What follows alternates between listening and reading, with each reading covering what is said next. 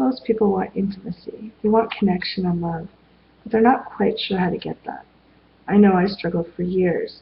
I thought that if I could pretend enough and act the way I thought I was supposed to enough and try to guess what you wanted and be that, I'd finally get the intimacy. If I could twist myself inside out enough, I'd finally find the connections and love I really wanted. It didn't work. That never works. All it does is drive you slowly crazy and make you feel more and more inauthentic. Real intimacy comes when we're vulnerable. We share the very things that I was trying the hardest to hide. And it took a lot for me to realize that. I didn't want to give up on the patterns and the hopes that I'd had for so long. I kept waiting for Prince Charming to show up with the white horse and the glass slipper when I was hiding in my house. He couldn't have found me if he wanted to. If you want more intimacy, the best way to do that is start being a little more vulnerable. And that sounds so counterintuitive when most of us are really afraid of being hurt. We grew up being bullied in the schoolyard, picked on in high school, laughed at the dance. And we're afraid and we don't want to be hurt again. But we're so lonely and our life doesn't have what we need. So I'd like to invite you to start opening up just a little bit.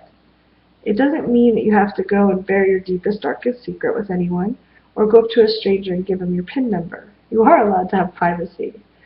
But if you can, when you're feeling shy or awkward, let someone know that. For me, that was one of the most profound things I could do. I get really nervous when I speak in front of people. And getting up, I would always try to pretend that I wasn't, even though I was shaking, and you could see the pointer moving back and forth because my hands were shaking. It never worked. The more I tried to pretend, the more my body knew I was telling a lie. And that just came through. People could tell I was petrified.